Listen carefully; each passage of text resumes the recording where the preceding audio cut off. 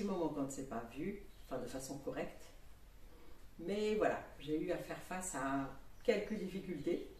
J'ai tout d'abord cassé mon téléphone. Donc, qui dit pas de téléphone, dit pas de matériel pour moi, parce que tout ce que je fais est tourné avec mon téléphone. Donc voilà, j'étais bloquée, j'ai essayé de m'amailler, j'ai fait ce que vous avez pu voir. Vous avez vu, j'ai pas pu faire ni de générique, enfin, c'était un peu difficile. Et puis, j'ai remplacé mon téléphone, sauf que le temps passant, j'ai eu d'autres événements qui se sont rajoutés. C'est un événement qu'on peut dire positif. J'ai décidé de me mettre en tant qu'entrepreneuse. J'aurais pu dire entrepreneur, mais étant une femme, en tant qu'entrepreneuse. Donc voilà, ayant fait ça, eh ben, il se trouve que j'ai énormément de travail. Donc qui dit énormément de travail dit disponibilité moindre pour faire Apora. Mais comme j'ai vraiment la foi chevillée au corps et que j'ai vraiment envie d'enseigner la Chan, les us et coutumes, enfin tout ce qui concerne les diamants, eh ben me revoici. Ça sera peut-être un petit peu différent des autres vidéos. J'aurai l'air beaucoup plus fatiguée, mais je m'accroche. Je compte sur vous pour me donner de la force. Mettez des commentaires, soutenez-moi, parce que je vous l'avoue, c'est vraiment très difficile. Je fais tout toute seule, ou presque, parce que là, sur cet épisode, j'ai eu l'apport d'un sachant chez les Charmants. Je ne sais pas s'il veut que je dise son nom, mais c'est Monsieur Amonchi. Voilà, je l'ai dit. Il m'a aidé sur cet épisode-là et j'en suis très reconnaissante. Et j'ai besoin de beaucoup d'aide de votre part, de la part de vous les sachants, pour que Apora porte très loin le flambeau de la langue Atchan et le flambeau des Chamans. Donc, l'introduction étant faite, on va arriver au sujet du jour, c'est-à-dire le troisième volet sur le deuil. Donc, on revient aux choses sérieuses, le deuil. Je vous avais fait les deux premiers volets, c'est-à-dire le vocabulaire et ensuite le dialogue. Et là, ce sont les us et coutumes. Donc, il y a plusieurs cas de figure quand il y a un deuil. Par exemple, quand le premier cas de figure est le cas, on va prendre le cas de quelqu'un qui est célibataire, sans enfant, ou sans enfant qui soit affilié à une génération. Vous savez que chez nous, il y a les générations avec les fêtes de génération. Voilà. Dibé, si vous n'avez pas vu, allez voir l'épisode sur Dibé, Abé, quoi. Bé, qui veut dire le fil. Regardez l'épisode, vous allez tout comprendre. Donc, on revient à notre sujet. S'il s'agit de quelqu'un qui est célibataire, sans enfant, ou sans enfant qui soit dans une génération, l'annonce du décès est dévolue à la famille paternelle, donc au père, qui envoie un émissaire à la famille maternelle pour l'avertir du décès, qui envoie aussi ensuite un émissaire au niveau du doyen du village. Et vous allez, si vous voulez savoir plus aussi sur le doyen du village, c'est toujours la même vidéo. Dibé, je la mettrai peut-être ici ou là, si j'y arrive, parce que tout est nouveau pour le coup, nouveau téléphone, nouvelle fonctionnalité. Je vais essayer. Donc, je reviens au sujet principal, c'est-à-dire le décès du célibataire sans enfant est annoncé par le père, la famille paternelle. On envoie un émissaire, comme je le disais, auprès de la famille maternelle pour la prévenir du décès, et on envoie un émissaire au niveau du doyen du village pour le prévenir qu'il y a un décès.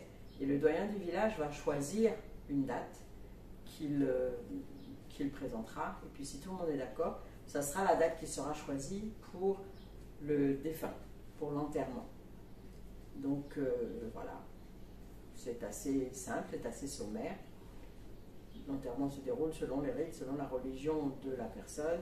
Et puis voilà, les choses sont faites.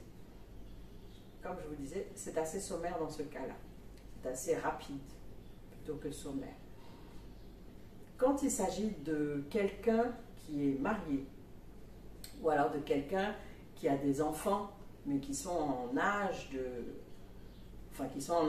et qui sont affiliés à des générations, le processus est un peu plus élaboré. Donc, s'il s'agit de cette personne-là, c'est la famille maternelle, excusez-moi, c'est la famille maternelle qui se charge d'annoncer les nouvelles. N'oubliez pas, chez nous, nous sommes matrilinéaires, donc la famille maternelle a une importance fondamentale. Donc, la famille maternelle va envoyer un émissaire auprès de la famille paternelle pour annoncer le décès. Il y aura aussi un émissaire qui sera envoyé au doyen du village, comme précédemment, mais il y aura en supplément un émissaire qui sera envoyé auprès de la corporation, si on peut dire, de la classe d'âge, c'est mieux dit. On enverra un émissaire auprès de la classe d'âge du défunt.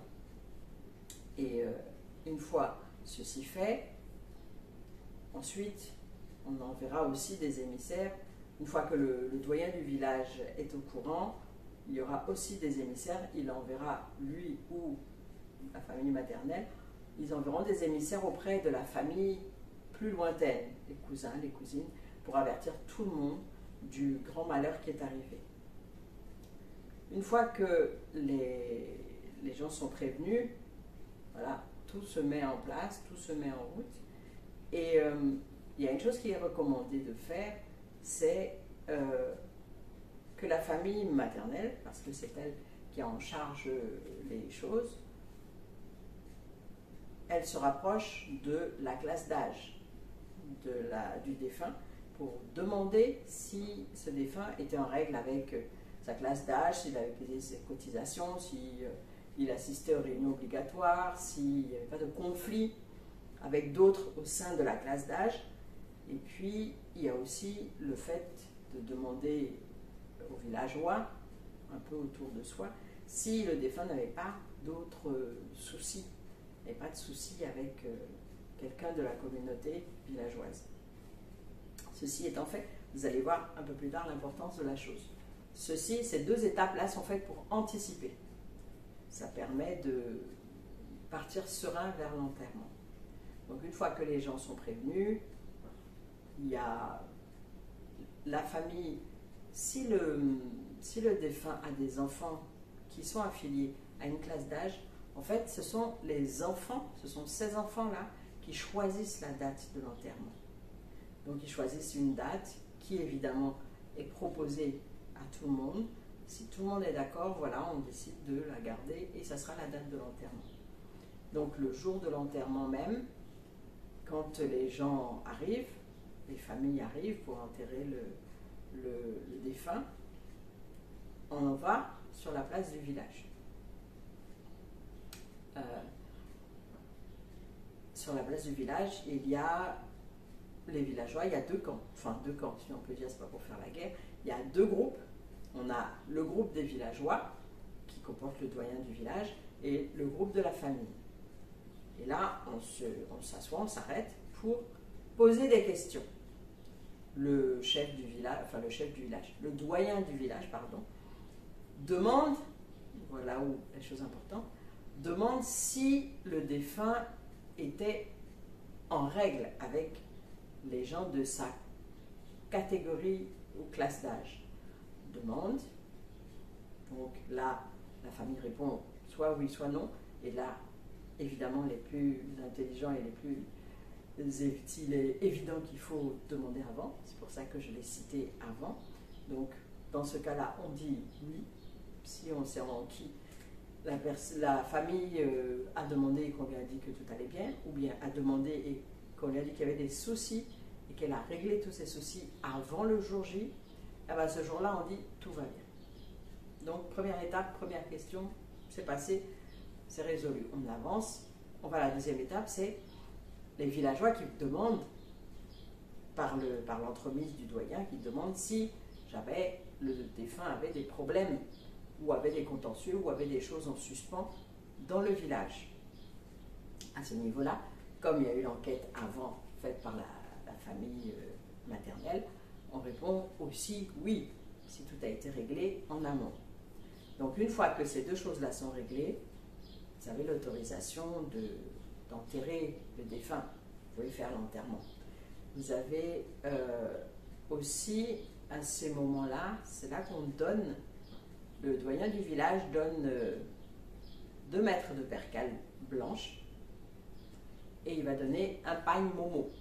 Le pagne Momo, c'est un pagne qui est en forme de damier. Il est en blanc-noir, c'est un pagne tissé qui a comme motif un damier. Voilà.